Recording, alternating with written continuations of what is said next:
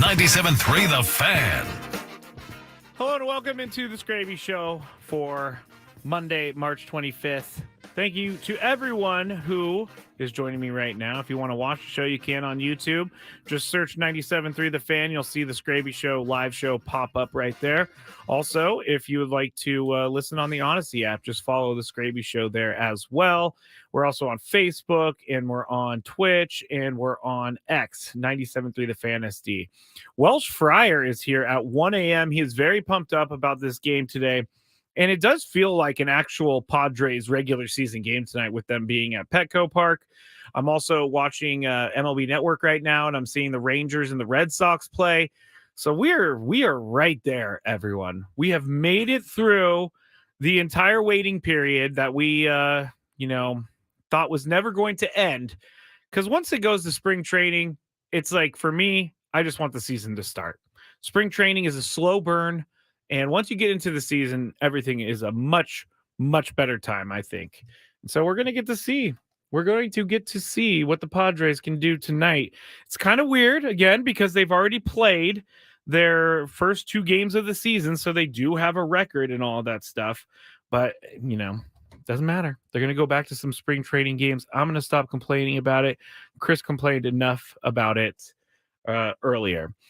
Lineup for tonight. We do have a lineup to announce on the Skraby Show, which I'm very excited that I can do this from time to time. And so I will play my sounder. And Xander Bogaerts leading off at second base. Fernando Tatis Jr. playing right field, batting second. Jake Cronenworth playing first, batting third. Manny Machado DHing, batting fourth. Ha-Seong Kim playing shortstop, batting fifth. Jurickson Profar left field, batting sixth. Seventh is Luis Campusano. Catching eighth is Tyler Wade. Third base, and Jackson Merrill plays center field, batting ninth. Dylan Cease tonight on the mound for the Padres. I'm looking forward to seeing that. I mean, we got to see him in that one exhibition game right after he joined the team, and it was a very brief outing. So we'll see what Dylan Cease has to do today, or what he can do today against the Mariners. But it should be fun. So stay right here. Right after the Skraby Show, because Jesse and Tony will be taking over. Cameron says, is there a stream to watch tonight? I'm sorry. Again, I am a radio guy. Maybe a stream for the game? I'm not sure. You let me know, Cameron. But I don't know about TV or anything like that. Let's do the roll call. Welsh Fryer's here. Jacob's here. Castro's here. Dan's here. Dominic's here. Maria's here. Annabelle's here. NY Mike 8 is here. Trevor is here. I think I said Dan already. Cameron is here. Patrick and Annie are here. So there you go. There you go. The Skraby lineup. I don't know what the Skraby lineup is. I've been playing a lot of MLB The Show here recently, ever since I got it and it got activated and all that. And I'm not good. I'm still not good. It is very hard to play that game. And I'm trying not to put it on like the rookie level so that I feel like I'm good and then I actually play someone and they're way better than me. But I just cannot figure out how to pitch in this game. I think I may need to change the pitching style from like the gestures thing to like something way easier. But wow, am I bad. Wow, am I bad. Cameron says, yes, stream for the game. Not tonight, but I am working on something possibly for this season where that's all I'm going to say, because I don't want to promise anything, but I am working on something this season where maybe we can hang out during a game. Jose is here and Cell is here. Hello, everyone. Hello. All right. So we got some jam-packed show going on right now. We have to talk about the news of the day, which includes Shohei Ohtani, Padres tonight, which we just kind of covered. Also, the Aztecs onto the Sweet 16. And then before we get out of here, I want to quickly talk about Domingo Germán and his comments to the media in Pittsburgh about about what happened in New York last year and why he was removed from the team and why the Yankees made him go to rehab for alcohol addiction. Now, I'm not going to say that he's an alcoholic because he does not say he's an alcoholic, but I think I have, some interesting, maybe, hopefully, thoughts on what he's going through right now, because believe me, I have been in his shoes many, many, many times. All right. Times, I should say. All right. With that said, let's get into our news of the day, but I guess I should be ready for that when I call for it. But there it is. It's time to get caught up on the latest with the news of the day. Oh, Welsh Fryer says he wants to hang out in September. Welsh Fryer, let's keep in touch. All right. News of the day. Aztecs are on to the Sweet 16, which is pretty amazing because considering where we were heading into the tournament as Aztec fans, we weren't so sure about the finishing power of this team. But right now, Aztecs are playing great basketball. They played Yale. They crushed Yale. They played UAB. They didn't necessarily crush UAB, but they had control of most of that game. I feel like when Jaden Ledee, I played it here on this very show, but Jaden Ledee said after the win in the Mountain West tournament, the first game, he said, "This is March. This is what we do." And that's awesome. Like, because he called it, and they're playing really well, and they're playing great in March. And they're playing UConn on Thursday. So we have a whole big day planned here on 97.3 The Fan. We're going to have opening day, so you can tune in here for all of that. Jesse and Tony calling the game, Sam Levitt doing pre- and post-game. Also, we're going to be broadcasting from Baja Rick's Cantina down in downtown San Diego before the game. So 6 to 10 a.m., Ben and Woods. And you got Annie and Nelson from 10 a.m. to noon. So make sure you stop by Baja Rick's Cantina for that reason, to see them broadcast. Also, support our guy, Baja Rick. But after the game, it's going to be a post-game show with Chris and I, and we are going to go all the way until 8 p.m. because we want to talk about the Aztecs game, and hopefully they win, and we can have a good old night here on Thursday night on 97.3 The Fan. But really what I think is a good thing for the Aztecs in this whole thing, they've already played UConn. They're not, I don't think, as scared of UConn as some of the other teams around the NCAA tournament would be. UConn is a different team, obviously, than last year, and so are the Aztecs. The Aztecs lost a lot of players. But what the Aztecs do have are guys that played last year through everything and went to the national championship, and there are guys with experience now. They know how to handle this stuff. And if there is a team that they need to play, I think UConn's a good matchup for them. UConn's very, very, very good. But in terms of maybe winning before you even play the game because of what the media says, the media is going to give San Diego State no shot. But I do believe that they can do some good things against UConn. And I don't think it's out of the realm of possibility that they win. They're going to have to play perfect. They're going to have to shoot like they did last night. And they're going to have to just give Jaden Ledee the ball as much as they possibly can, which is what they already do. Dominic agrees with me. They shoot like they did last night, and they can definitely win on Thursday. I am with you there. Jose says, have you seen Gallagher Square yet? I only saw the Gallagher Square pictures from Tony when he opened it. So I'm planning on checking that out either Thursday or Friday, or the first time I'm at the park. I hope it's Thursday, but things get a little crazy on opening day. So Aztecs on to the Sweet 16.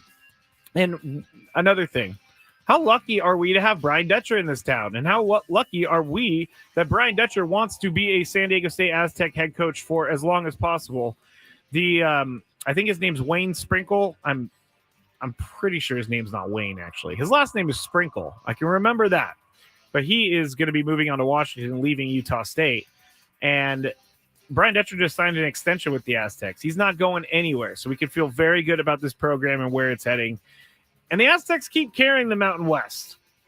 They keep carrying the Mountain West in a way that no other conference has a team doing. The Aztecs are the only Mountain West team left. All the other teams lost in the first round. I guess the first four, whatever. All the other teams lost. So the Mountain West only has San Diego State left. And as Sean Paul said earlier, they're carrying the Mountain West as they have been for years and years and years. All right, the second news story of the day, the Padres played tonight. Dylan Cease starts for the Padres. We've already been over that, but the Peter Seidler celebration of life that was Saturday, I wasn't able to go. I had some planned stuff on Saturday. Saturday is usually actually my AA day in the morning, so I wasn't able to make it to the celebration of life with it moving up and everything like that, but the videos that I've seen, the stuff that I saw shared from our station account, 97.3 The Fan SD, all of it was very, very moving. And what I thought was really funny, and Tony said this earlier on the show, was that AJ Preller kind of went off the cuff, which we're not used to AJ Preller going off the cuff and just kind of talking like a regular guy, because he's always guarded, which a lot of GMs are guarded, so I don't blame him for that. But it was nice to hear some of the stories that he was telling about Peter Seidler and Manny Machado, Joe Musgrove. There are a lot of guys that got up there and said really great things about Peter Seidler. So I'm glad that the celebration of life went off, without a hitch, and the rain held off long enough for everybody to get there and see everything. And I'm really, Peter Seidler is always going to be a part of San Diego. Peter Seidler is always going to be a part of the Padres. And I believe Sammy Lev on X put up a picture of the dugout now for the Padres, where they go get their bats and their helmets and all that stuff. Right there on the wall is the Peter Seidler patch. So every time they go to the plate, they're going to look at that heart and they're going to look at that Peter Seidler emblem, and they're going to remember what they're doing this for. And Tony said it earlier. These guys really were profoundly changed by Peter Seidler and how he handled them and how he is as a human being, or how he was as a human being. And so I think these guys are playing for him this year. Definitely. I can't grow a mustache, but I guess I can grow a mustache, but I don't really look great with a mustache. So as the chat suggested, I'm not going with a mustache. All right, final news story of the day. And it just so happens it's Shohei Ohtani. It's not like I plan on talking about this all the time, but Shohei Ohtani is one of the bigger stories in the sports world. And what he said today, he made a statement in front of reporters, but he did not take any questions. And so here's some of the things that he said. And if you want to read a transcript, you can go to @97.3 The Fan SD. Adam put up a transcript of a lot of what Ohtani said. But he said it's been, let me start with this one. He said, I never bet on baseball or any other sports or ask somebody to do that on my behalf. I've never gone through a bookmaker to bet on sports. Up until a few days ago, I didn't know this was happening. In conclusion, Ippei has been stealing money from my account and telling lies. Last weekend in Korea, media reached out to my camp inquiring about my potential involvement in sports betting. Ippei never revealed to me that there was a media inquiry and told my reps in the media that I, on behalf of a friend, paid off his debt. Upon further questioning, it was revealed that Ippei was in debt. All of this has been a complete lie. So Ippei obviously lied about it and didn't tell me about the media inquiry, and has been telling everyone that he's been communicating with me on all of this, and that hasn't been true. So there's a couple things here, which I don't know that Shohei Ohtani is guilty of. I'm going to say he's not guilty of betting on baseball. I don't know if he's guilty of betting on other things, but I have to say that I just don't get the feeling that he is in this any further than we're seeing right now, because people lie all the time.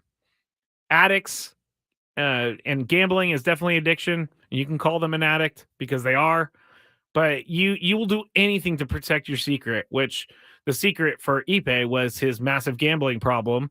And you will do whatever is possible to not let someone find out about your secret. And so can I see him completely blindsiding Shohei Ohtani? Can I see Ippei completely lying about all this? Absolutely. But we're still going to need a little bit more time. Jorge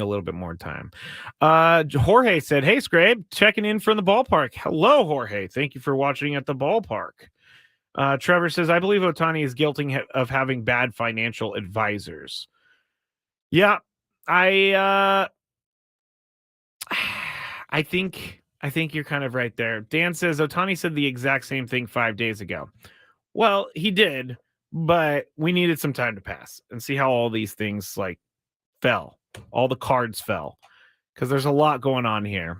And as much as I want to just pile on, I'm not going to, because I just don't get that feeling inside that Shohei Ohtani is telling big lies here. Maybe small lies, but big lies, I just can't say that I believe that he's telling big lies.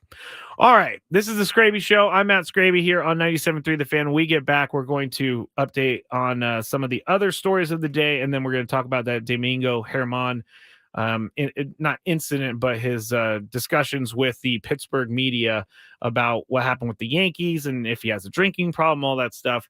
We have a short Skraby Show today, so I better get the break so I can talk about some of the other stuff on the other side, but stay right with me here on 97.3 The Fan. Spend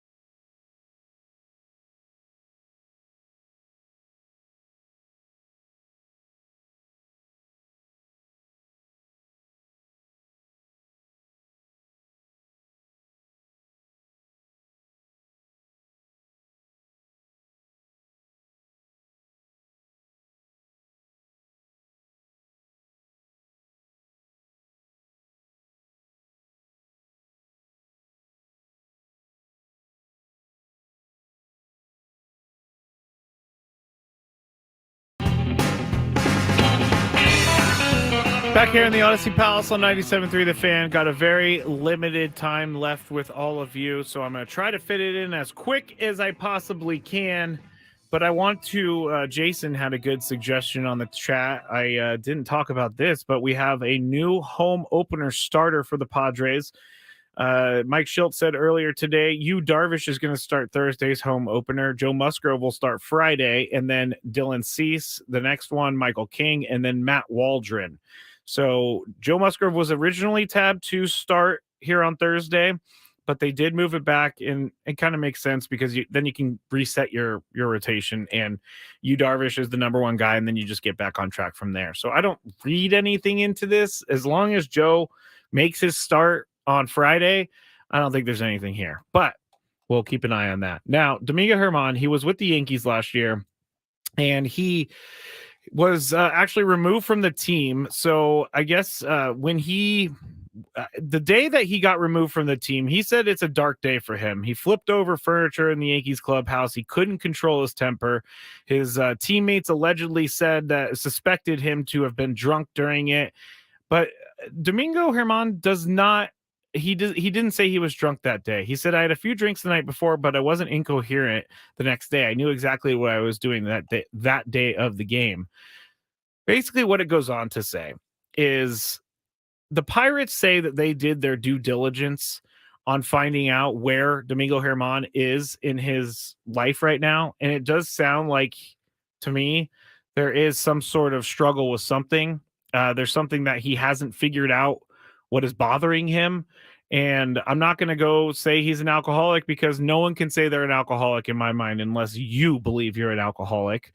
But he said this, and this is where my red flags go up. And he said, and to NJ.com, I drink when I want to drink, but I don't have any problem. I can go a month or 2 months without drinking, which that to me is a red flag, because when you have to tell yourself that you don't have a problem, when people are questioning whether you have a problem, I really don't know that you are in the right spot. And he needs a job, which is what the Pirates are providing him. But I hope that the Pirates are actually going to take his best interest to heart, because I don't know that this is the last time we hear about an alcohol incident with Domingo Germán, especially when he says that he doesn't have a problem. He can go 2 months or 2 months without drinking. Yeah, you can go a month or 2 months without drinking, but what happens when you do drink? Do you get out of control and you make a fool of yourself? Do you do something illegal? What happens when you drink? Just because you take 2 months off of drinking doesn't mean that you're cured. I know that very well. I know that I can never, ever drink again. And that's just something I accept. That's something that I'm not mad at. And I know that about myself. Now, did it take me a long time to get there? Absolutely. There were years and years and years where it was in the back of my head. Do I have a drinking problem? Nah, I'm good. I'm young. I'm a 28-year-old. Yeah, I'm young. But I had a problem. And deep down inside, I knew it. And you know what I told people about me having a problem? No, I don't have a problem, because I can go to work and I can get everything done, and I don't have any issues there. And so I really am going to be paying attention to this. And I'm just hoping that the Pirates are there when and if things happen that, go down the tubes for Domingo Germán. It's very sad that the media sat there in front of him and he just said all this. I don't know that he's ready for the season, but we'll see. We'll see. And it's not my choice. So that was a very quick version of that. But I don't know. Junior says, sounds like he might just need to watch the number of drinks he consumes. I think he needs to not drink, because once you start watching your drinks, I think you're in trouble. What's annoying Skraby today? Let's find out. It's time for the Daily Gripe. Real quick, to me, alcoholism, because I'm getting this on the chat, to me, alcoholism is something that it's unique to every person. But for me, my alcoholism was that I couldn't function anymore. I had ruined every relationship that I had. I was on my last end with my parents. My brother had just kicked me out. So when it becomes that big of a part of your life and you still continue to drink and still continue to put yourself in that bad spot, I think that's what constitutes alcoholism. When you put the booze and the drink over everything else. And you can become a really good liar to yourself. And I was a very good liar to myself. So there we go. All right. Welsh Fryer says, I stopped drinking when I came to terms. It makes me severely depressed. Yes, absolutely. It makes everyone depressed. It's a downer. It's not good. So just keep an eye on it. If you're a normie, which is someone who drinks normally, no big deal. But if you're out there and you're like, oh man, this is all making sense to me, maybe take a look into it. All right, my daily gripe for today, because I am going to be out of here in about 30 seconds, but my daily gripe for today is when you're doing fantasy sports drafts and the auto-drafted team takes up the entire 2 minutes every single time, or at least 2 minutes for us, because that's what our draft timer was. If you're a computer, you already know who you're going to select, so we do not need to go all the way down to 2 minutes. So I had to wait for Chris and his dumb auto-select to go to 2 minutes every single time. Every single time. All right, that's it, everybody. Have a good night. Be back with you tomorrow. Kia Madness at Team Kia.